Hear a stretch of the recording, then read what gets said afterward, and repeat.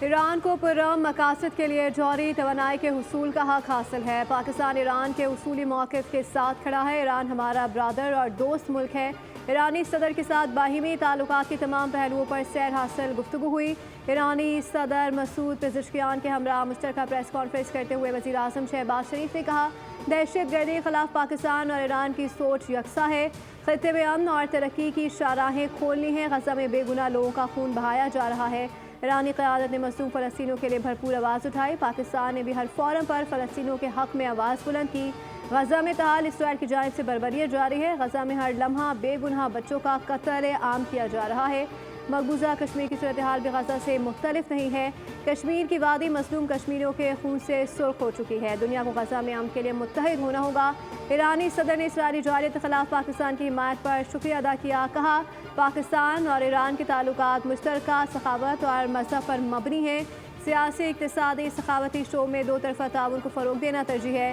اسرائیل کو خطے کو عدم استحکام کا شکار کرنے کے ایجنڈے پر عمل پیرا ہے۔ امن کے لیے مسلمان ممالک کو متحد ہونا چاہیے۔ اسرائیل کی جارحیت خطے کے امن کو داؤ پر لگا رہی ہے۔ سلامتی کونسل کو اسرائیلی مظالم کا فوری نوٹس لینا چاہیے۔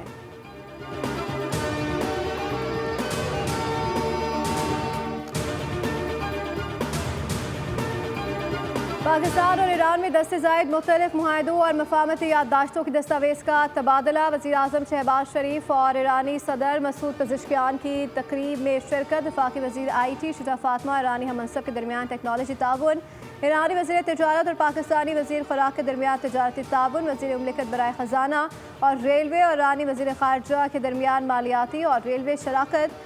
وفاقی وزیر خالد مکسی اور ایرانی سفیر رضا امیری مقدم کے درمیان مختلف سماجی اور ثقافتی معاہدے، جبکہ ثقافتی روابط اور موسمیاتی تبدیلی، بحری امور، قانون و انصاف، داخلہ اور فضائی خدمات کے شعبوں میں متعدد یادداشتوں کا تبادلہ کیا گیا۔